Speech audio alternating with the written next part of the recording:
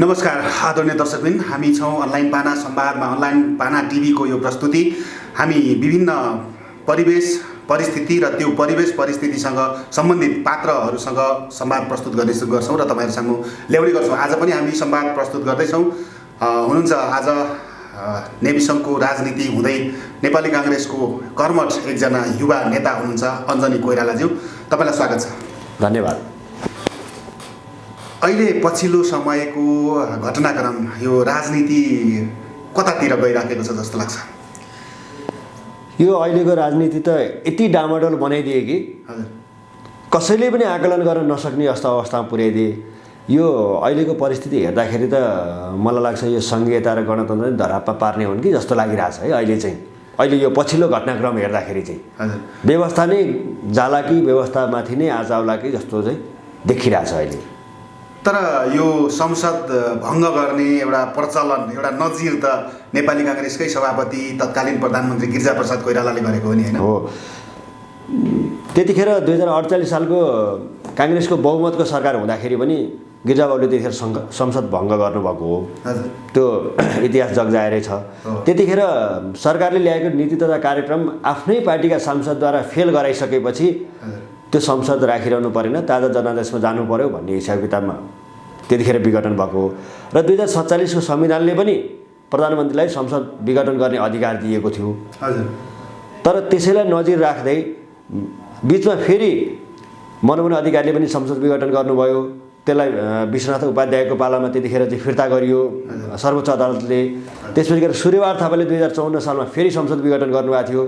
उहाँलाई परिवर्तन गर्ने भइसकेपछि त्यतिखेर पनि राजा कहाँ पुगिसकेपछि राजा वीरेन्द्रले तत्कालीन अवस्थामा के भन्नुभयो भन्दाखेरि म कानुनविदहरूसँग एकपल्ट छलफल गर्छु, संविधानविदहरूसँग एकपल्ट छलफल गर्छु। छलफल गरिसकेपछि साँच्चै विघटन गर्नुपर्ने र ताजा जनादेशमा जानुपर्ने अवस्था रहेछ भने जाउँला भनिसकेपछि संविधानविद र कानुनविदहरूको राय के आयो भन्दाखेरि त्यतिखेर त्यो सूर्यबहादुर थापाले विघटन गरेको बेलामा यो बेलामा संसद विघटन होइन, संसदको अधिवेशन बोलाइसकेपछि संसद विघटन गर्नुको कुनै औचित्य छैन। संसदको अधिवेशन डाक्नुपर्छ र छलफल गर्नुपर्छ भनिसकेपछि त्यतिखेर राजाबाट पनि त्यो पुनर्विचार भएको थियो। तर अहिले त के भयो भने 2/3 बहुमत हुँदाहुँदै पनि झन्डै 2/3 हाराहारीमा भएको बहुमत हुँदाहुँदै पनि पुष्पकमल दाहाल र केपी शर्मा ओलीको आन्तरिक द्वन्द्वको कारणले गर्दाखेरि देश नै भड्खालोमा जाने गरी यो संसद विघटन गरिएको छ। अहिले यो संसद विघटन संविधान त अब वैधानिक छ कि छैन त्यो अदालतले पनि बोल्ला। तर अहिले हामीले देख्दाखेरि चाहिँ यतिखेर संसद विघटन गर्न आवश्यक थिएन। आफूले चलाउन नसकिसकेपछि कि छोड्न सक्नुपर्छ, संसदै विघटन गरेर देशलाई नै भड्खालोमा हाल्ने काम चाहिँ गलत हो। नेकपा अहिले यही प्रकरणले फुटेको छ, होइन? सत्तारूढ नेकपा, र यसको असर नेपाली काङ्ग्रेसभित्र पनि देखिँदैछ नि। हो होइन, नेकपा यतिखेर लगभग फुटेकै अवस्थामा पुगिसकेको छ। हिजोको नेकपाको दुईतिरको बैठक हेर्दाखेरि अस्तिको 7 गतेको एउटाले बबर महलमा बैठक गर्यो, एउटाले चाहिँ बालुवाटारमा बैठक गर्यो, होइन? बालुवाटारमा बैठक गर्नेले जतिजना आफूसँग थिए अब त्यसलाई सबै भङ्ग गरेर हामी 1179 जनाको चाहिँ महाधिवेशन आयोजक कमिटी बनाउँछौँ भनेर एउटा निर्णय गरे। प्रवक्ताबाट नारायण काजी श्रेष्ठलाई हटाएको भनेर निर्णय गरे। बबर महलमा बैठक गर्ने फेरि के गरे भन्दाखेरि हामीले केपी शर्मा ओलीलाई चाहिँ अध्यक्षबाट हटायौँ, अनुशासन कारबाही गऱ्यौँ, त्यो ठाउँमा माधव नेपाललाई राख्यौँ भने आज फेरि अझ नयाँ सुनिँदैछ सुरेन्द्र पाण्डेलाई चाहिँ महासचिव बनायो भनेर, होइन? नेकपाको महासचिव। अब यो लगभग फुटेकै अवस्थामा पुगिसकेको छ पुग्न चाहिँ। तर उनीहरूको फुटको कारणले गर्दा देशलाई पनि असर गर्यो र काङ्ग्रेसलाई पनि यसको प्रत्यक्ष असर के गरिदियो भन्दाखेरि एक पक्षले शेरबहादुर देउवालाई सभापतिज्यूलाई उकास्ने काम गरिरहेछ, अर्को पक्षले रामचन्द्र पौडेल पक्षलाई ललिपप देखाउने काम गरिरहेछ। यही ललिपपमा काङ्ग्रेस फस्यो भनेदेखि काङ्ग्रेस पनि त्यही हालतमा पुग्ने अवस्था हुन्छ। र यो अवस्थामा हिजो गिरिजाबाबुले भने जस्तो कम्युनिस्टसँग सहकार्य गरेर जानलाई गाह्रो छ, होइन? त्यतिखेरको अवस्थामा अहिले पनि कम्युनिस्टहरू ललिपप देखाउने हुन् र पछि अन्तिममा धोका दिने नै हुन्। हिजो हामीले स्थानीय निकायको निर्वाचनमा देखिसकेका छौँ यो सबै कुराहरू। त्यसले गर्दाखेरि अहिले न त कम्युनिस्टसँग सहकार्य हुनसक्छ, न त हामी यो चाहिँ अहिलेको केपी ओलीको सरकारसँग सहकार्य हुनसक्छ। यतिखेरको अवस्थामा काङ्ग्रेसले गर्नुपर्ने के हो भने जहाँनिर संविधान मिचिएको छ त्यसको विरुद्धमा आन्दोलन गर्नुपर्छ र संसद पुनर्स्थापना गराउनतिर लाग्नुपर्छ। यदि सर्वोच्चले नै होइन संसद पुनर्स्थापना हुन सक्दैन, निर्वाचन हुनैपर्छ भन्यो भनेदेखि त निर्वाचनमा जानुको विकल्प छैन। तर पनि अहिले सर्वोच्चले के भन्छ भनेर पर्खेर बस्नेको अवस्था होइन। काङ्ग्रेसको आफ्नो भनाइ पनि त, किनभने काङ्ग्रेस त छुट्टै पार्टी हो, नेकपाको पिछा लगु त होइन। त्यसले गर्दाखेरि आफू छुट्टै दल, छुट्टै अस्तित्व भएको पार्टीले हामीले पनि देखाउन सक्नुपर्छ काङ्ग्रेसको विचार के हो, जनतामा त्यो पुर्याउन सक्नुपर्छ। जनतालाई अलमल हुने काम गर्नु हुँदैन। यो अवस्थामा चाहिँ सभापति शेरबहादुर देउवा र वरिष्ठ नेता रामचन्द्र पौडेल बिचमा चाहिँ बाजाबाज भयो, चर्काचर्की भयो भन्ने कुरो छ होइन। प्रधानमन्त्री केपी ओलीले चाहिँ नेपाली काङ्ग्रेसका सभापति शेरबहादुर देउवासँग सल्लाह गरेरै मिलेरै संवैधानिक आयोगहरूमा नियुक्ति गर्नुभयो भन्ने कुरो पनि छ। त्यस कारणले गर्दा पनि ओलीको पक्षमा चाहिँ सभापति हुनुहुन्छ भन्ने कुरो पनि छ। कतिको सत्यता देख्नुहुन्छ यसमा तपाईँ नेपाली काङ्ग्रेस? होइन, अहिले यो अलिकति त हावा नचलिकन पात त हल्लिँदैन होइन, त्यसमा केही आंशिक सत्यता देखिन्छ। किन भन्दाखेरि जयबहादुर चन्दलाई अख्तियारमा नियुक्त गर्नु होइन, अहिले चाहिँ यो संवैधानिक निकायमा नियुक्ति गर्दाखेरि अनि केही पदहरूमा शेरबहादुर देउवाले भनेका मान्छेहरू राखिएको छ भनेर मिडियामा आएको छ। तर त्यो कुरालाई अब सभापतिज्यूले आफैले पनि प्रश्न पार्नुपर्छ यसमा चाहिँ। तर केही न केही गन्ध चाहिँ आएको छ र उहाँको विचार पनि झन्नै प्रधानमन्त्री केपी शर्मा ओलीले चाहिँ भनेको जस्तै खालको तरिकाले कोणबाट उहाँको विचारहरू आइरहेको छ। तर काङ्ग्रेस त्यो बाटोमा हिँड्नु हुँदैन। काङ्ग्रेसको अहिलेको बाटो भनेको के हो भन्दाखेरि संसद पुनर्स्थापनाको लागि काङ्ग्रेसले आन्दोलन गर्नुपर्छ। किनभने यो संसद अहिले यत्तिकै विघटन भयो भने झन्नै 2/3 संसदले पनि सरकार चलाउन सक्दैन भनेदेखि अब त जतिखेर पनि विघटन गरिदियो भयो त। आफूले चलाउन नसक्ने बित्तिकै संसद विघटन गर्ने नजिर बस्दै गयो भनेदेखि यो देश फेरि ओलाङ सक्दैन। बल्ल बल्ल हामीले सङ्घीयता र गणतन्त्र ल्याएका छौँ। साँच्चै भन्यो भने यो 62-63को आन्दोलनमा पनि सङ्घीयता र गणतन्त्रको लागि आन्दोलनै थिएन। हजुर, तत्कालीन आन्दोलन भनेको संसद पुनर्स्थापनाको लागि थियो। त्यतिखेर बिचमा फेरि के गर्यो, सङ्घीयता घुसाइयो, गणतन्त्रको कुरा ल्याइयो, त्यसपछि धर्मनिरपेक्षताको कुरा बाहिरबाट घुसाइयो। त्यो आन्दोलन त्यही भएर त अहिले यो राजावादीहरूको सडक आन्दोलन चर्किरहेको कारण पनि त्यही हो नि। त्यो आन्दोलन नै त्यतिखेर सङ्घीयता र गणतन्त्र धर्मनिरपेक्षताको लागि थिएन। त्यतिखेरको आन्दोलन त संसद पुनर्स्थापना गर्ने, राजाको निरङ्कुश शासनबाट जनतालाई मुक्त गरेर दलीय व्यवस्था, लोकतान्त्रिक व्यवस्थामा ल्याउने भन्ने मात्रै थियो। अहिलेको अवस्था छ नि, अदालतले संविधानको रक्षा गर्ने होइन र देशको सिस्टम भनेको त राजनीतिक बहुदलमा चल्ने एउटा व्यवस्था हो नि त होइन, गणतन्त्र लोकतन्त्र भनेको त। त्यो हुँदै गर्दाखेरि संवैधानिक आयोगमा प्रधान न्यायाधीश नै स्वयं हुनुहुन्छ होइन। त्यो सबै सेटिङ गरेर चाहिँ निर्णय गरिएको छ। त्यस कारणले यो प्रतिनिधि सभा विघटनको केस चाहिँ फिर्ता हुँदैन, अदालतले चाहिँ यसलाई खारेज गर्छ भन्ने चर्चा चलिरहेछ नि। सेटिङ हो अहिले देख्दाखेरि त त्यस्तो देखिएको छ। तर पनि हामी अब न्यायप्रेमी जनता भएको कारणले गर्दाखेरि, हाम्रो पार्टी लोकतान्त्रिक दल भएको कारणले गर्दाखेरि पनि एउटा के विश्वास गरौँ भन्दाखेरि अदालतले त्यति साह्रो ठग्ला जस्तो चाहिँ लाग्दैन। र यति सेटिङमा अदालत काम गर्न थाल्यो भनेदेखि त सर्वसाधारण जनताले कसरी न्याय पाउँछन्? अदालतको त्यो विश्वास गुम्न नदिनको लागि पनि यतिखेर यदि संविधान मिचेर यो संसद विघटन गरिएको छ भनेदेखि त्यो फिर्ता हुनुपर्छ। तपाईँको चाहिँ नि जुन मुद्दा पक्ष हुन्छ अनि त्यस पछाडि न्यायालय अथवा चाहिँ त्यो चाहिँ फैसला गर्ने निकाय अथवा व्यक्ति हुन्छ नि, त्यो बिचमा चाहिँ खासखुस हुनु हुँदैन, भेटघाट हुनु हुँदैन, मुद्दा प्रभावित पर्छ भनिएको छ नेपालको कानुनले होइन। हिजो प्रधानमन्त्री र प्रधान न्यायाधीशको आसनलाई देख्नुभयो तपाईँले? खासखुस गफ गरेको पनि देखियो हिजो। त्यो महाधिवक्ता कार्यालय उद्घाटन गर्ने कार्यक्रममा चाहिँ प्रधान न्यायाधीश र प्रधानमन्त्री खासखुस गरेको पनि देखियो। यसले चाहिँ अलिकति शङ्का चाहिँ पैदा गरेको छ। तर त्यो शङ्का पैदा गरे पनि त्यो भ्रमबाट चाहिँ मुक्त हुनको लागि प्रधान न्यायाधीशले केही न केही निर्णय लिनुहुन्छ र यति विश्वास छ अहिलेसम्म पनि सर्वोच्च अदालतप्रति जनताको पनि, आम जनताको पनि र हाम्रो पार्टीको पनि एउटा विश्वास के छ भन्दाखेरि सर्वोच्च अदालतले सही निर्णय गर्छ, उपयुक्त समयमा सही निर्णय गर्छ र देशलाई अनिर्णयको बन्दी चाहिँ बनाउँदैन भन्ने हामीलाई लागेको छ। संविधान मिचेर गरिएको संसद विघटन, त्यस पछाडि विकसित चाहिँ आयोगहरूमा नियुक्ति होइन, त्यस पछाडि हिजोको प्रधानमन्त्री र प्रधान न्यायाधीशको त्यो अवस्था, अनि त्यस पछाडि सभापति शेरबहादुर देउवाले भन्नुभएको अदालतको निर्णय कुरो काम मेल खान्छ। अहिले बडो अचम्म भइरहेछ। यो राजनीति पनि एकातिर गइरहेको छ, अदालत पनि त्यही राजनीतिको एउटा पक्षको पछि लागेको जस्तो देखिरहेको छ। वास्तव भन्यो भनेदेखि त्यो कार्यक्रममा त्यसरी खासखुस गर्नुपर्ने अवस्था हुनु हुँदैन थियो। किन हुनु हुँदैन थियो भन्दाखेरि यतिखेर प्रधानमन्त्रीको पक्षले एउटा निर्णय गरेको छ संसद विघटनको, त्यसको विपक्षमा अरूले मुद्दा दायर गरेका छन्, 12-13वटा मुद्दा परेको छ। यतिखेर प्रधानमन्त्रीलाई विपक्षी बनाइएको छ हैन। त्यो कारणले गर्दाखेरि पनि प्रधान न्यायाधीश र प्रधानमन्त्री एकै ठाउँमा हुनु हुँदैन थियो र त्यसरी गफगाफ गर्न हुँदैन थियो। त्यसले मुद्दा प्रभावित गर्ने काम भयो र पावरको हिसाब किताबमा मुद्दा प्रभावित हुँदै जाने हो भनेदेखि यो देश कहाँ पुग्छ होला। र अहिले नेपाली काङ्ग्रेसका हाम्रो सभापतिले नबोल्नुको कारणले पनि अलिकति जनतामा अन्यल चाहिँ पैदा भएको छ। बोल्नुपर्छ, यतिखेर म त भन्छु बोल्नुपर्छ। हाम्रा युवा नेताहरूले पनि बोलिरहनु भएको छ। रामचन्द्र पौडेलले वरिष्ठ नेताले पनि एकपल्ट बोलिसक्नुभयो, उहाँले पनि बारम्बार भनिरहनु भएको छ यो संसद विघटन यतिखेर हुनु हुँदैन, यो असंवैधानिक छ, यो खारेज गर्नुपर्छ र संसद पुनर्स्थापन हुनुपर्छ। किन भन्दाखेरि यतिखेर अब हामी गणतन्त्रलाई संहितालाई संस्थागत गर्नेतिर लाग्नु पर्थ्यो। व्यवस्था ल्याइसकेपछि तुरुन्तै केटाकेटीको खेल जस्तो व्यवस्था अहिले यो ल्याउने भोलि अर्को ल्याउने फेरि यसलाई चेन्ज गरिहाल्ने भन्ने हुँदैन।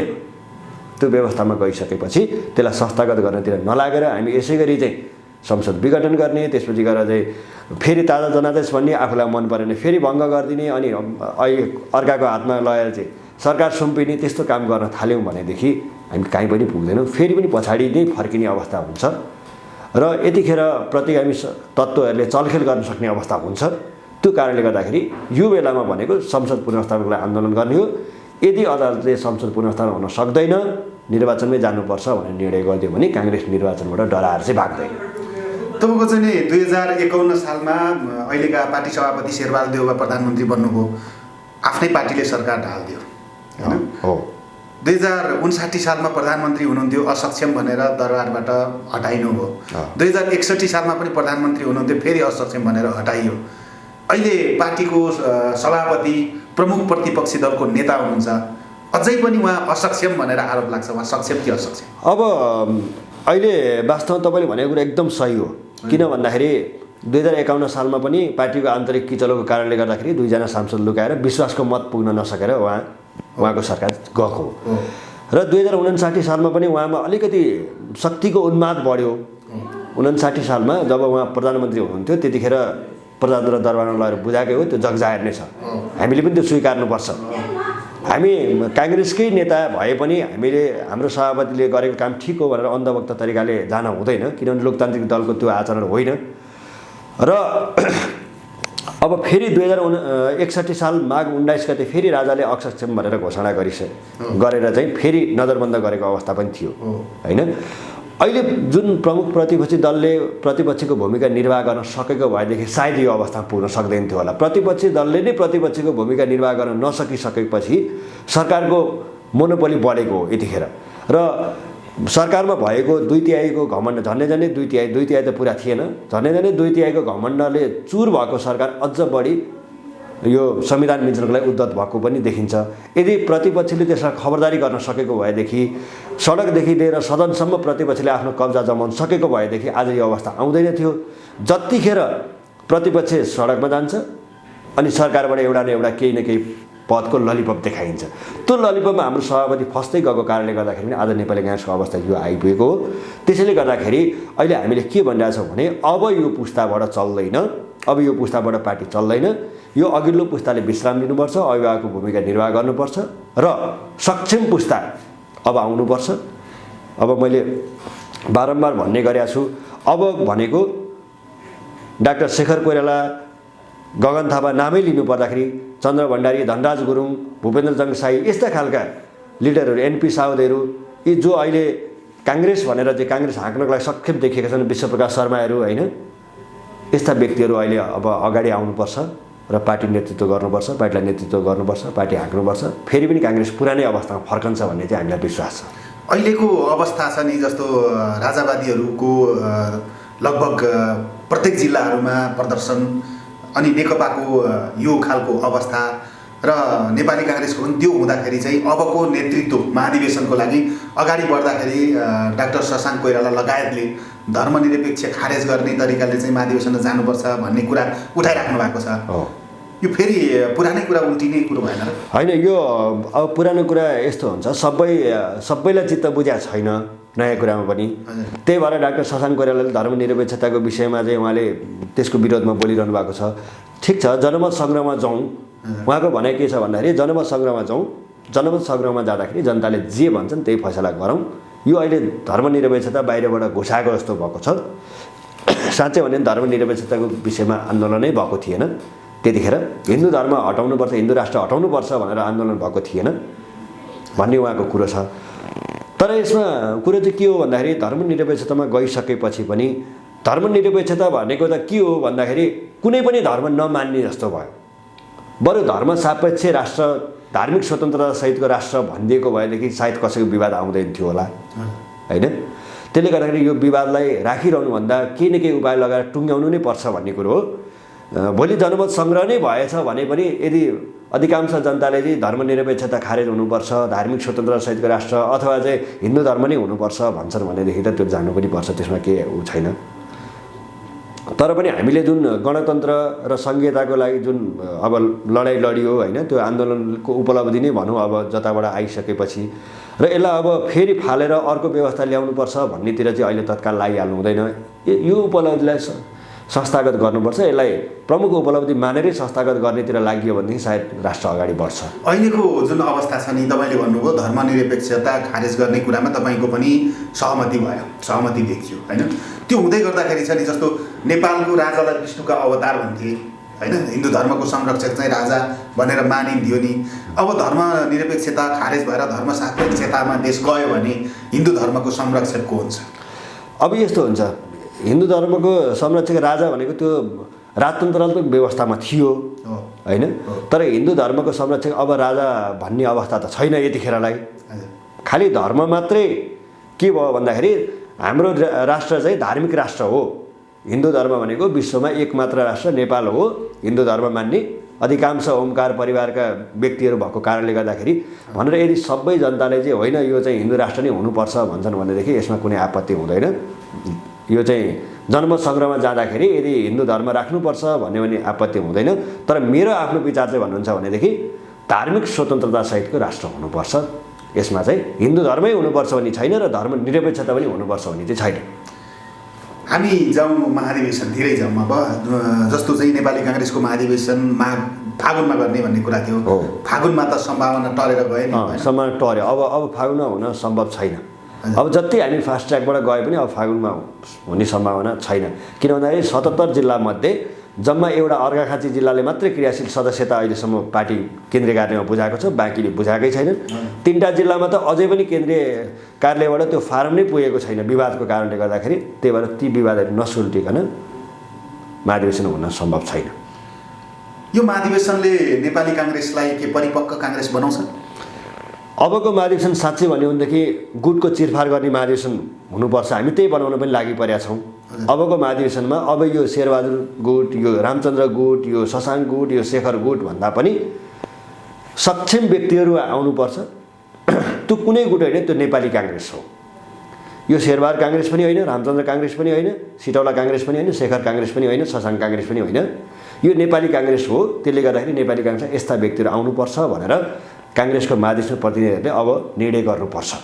योभन्दा अगाडि काङ्ग्रेसका महाधिवेशन प्रतिनिधिले निर्णय गरे 2टा टिमबाट एउटा अध्यक्ष एउटा महामन्त्री जिताइसकेपछि पार्टी असाध्यै राम्रोसँग चल्छ भनेर निर्णय गरेका। तर त्यो 2टै पदबाट उचित काम देखिएन र पार्टीलाई अगाडि बढाउने काम पनि देखिएन र प्रमुख प्रतिपक्षीको भूमिका सशक्त पनि देखिएन। त्यसले गर्दाखेरि सक्षम व्यक्तिहरू ल्याउनको लागि यो महाधिवेशन हुनुपर्छ।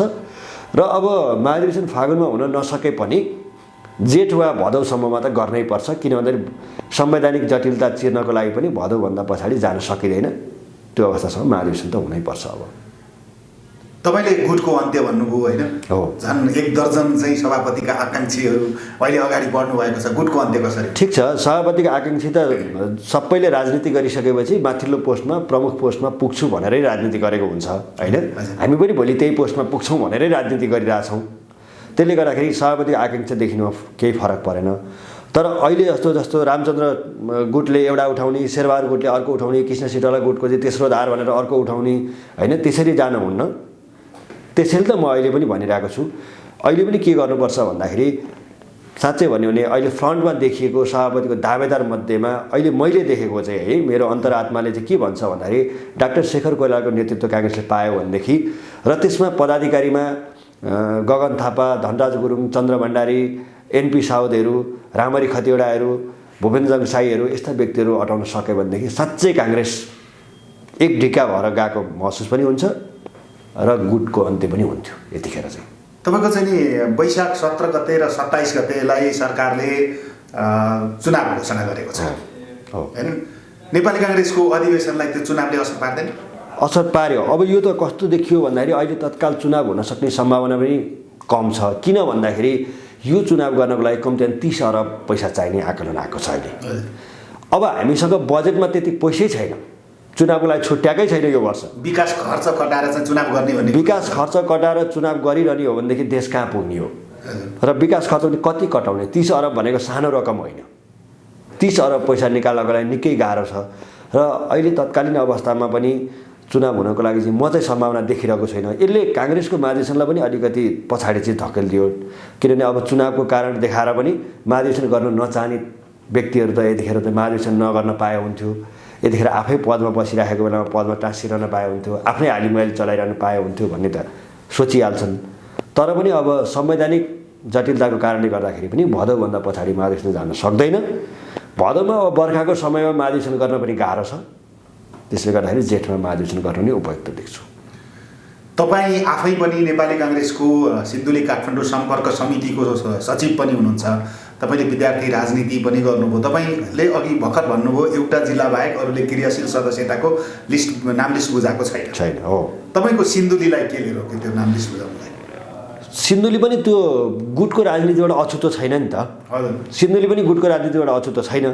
त्यहाँ पनि गुट उपगुटहरू एकदमै सक्रिय भएर लागेका छन्। त्यहीँभित्र पनि अनेक थरी गुटहरू छन्। त्यो गुटको कारणले गर्दाखेरि त्यो रोकिरहेको हो र त्यसलाई चाँडै पठाउनुपर्छ क्रियाशील सदस्यता भनेर हामीले त जुन स्थानीय तहबाट निकाल्नुपर्ने क्रियाशील सदस्यता थियो तुरुन्तै निकालेर पठाइ पनि सकेका छौँ र तुरुन्तै छानबिन गर्नुपर्छ भनिरहेका छौँ। तर नेतृत्वले अलमल गरिरहेको छ, यसलाई हामीले खबरदारी गरिरहेका छौँ र हाम्रो सम्पर्क समितिले पनि यसमा चाहिँ यो तुरुन्तै केन्द्रीय कार्यालयमा पठाउनुपर्छ र यो छानबिनहरू अब तुरुन्तै सकेर चाँडोभन्दा चाँडो यो क्रियाशील सदस्यताको चाहिँ फारम बुझाउन सकियो भनेदेखि काङ्ग्रेस चुस्त दुरुस्त पार्टी बन्छ भनेर हामीले दबाब चाहिँ दिइरहेछौँ।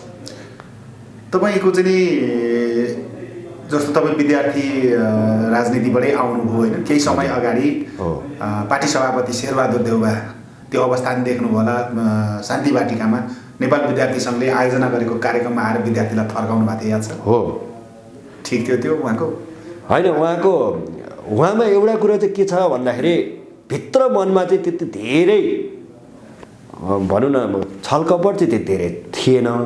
तर उहाँले जुन भाषा बोल्नुभयो त्यो भाषा चाहिँ अपाच्य थियो र सभापतिको हैसियतमा भाषण गरिरहेको व्यक्तिले त्यो भाषा बोल्नु हुँदैन, त्यो एकदमै गलत थियो। र उहाँले आफैले 1.5 लाख बनाइरहेको सङ्गठन अहिले तिमीहरूले काम गर्न सकेनौ भनेर हुन्छ र? उहाँले हिजो नयनसिंह महरको निर्वाचित कमिटीलाई चाहिँ राजीनामा दिन लाउनु भएको होइन, महाधिवेशन गर्नको लागि उहाँले वातावरण नबनाइदिएको होइन। नयनसिंह महरले अहिले पनि भनिरहेको छ म त महाधिवेशन गर्न तयार थिएँ तर पनि पार्टीले मलाई सहयोग गरेन। अहिले पनि राजीव ढुङ्गानाले भनिरहनु भएको छ मलाई अध्यक्ष त बनाइनु भयो तर कमिटी बनाउनको लागि पार्टीले सहयोग गरिरहेको छैन।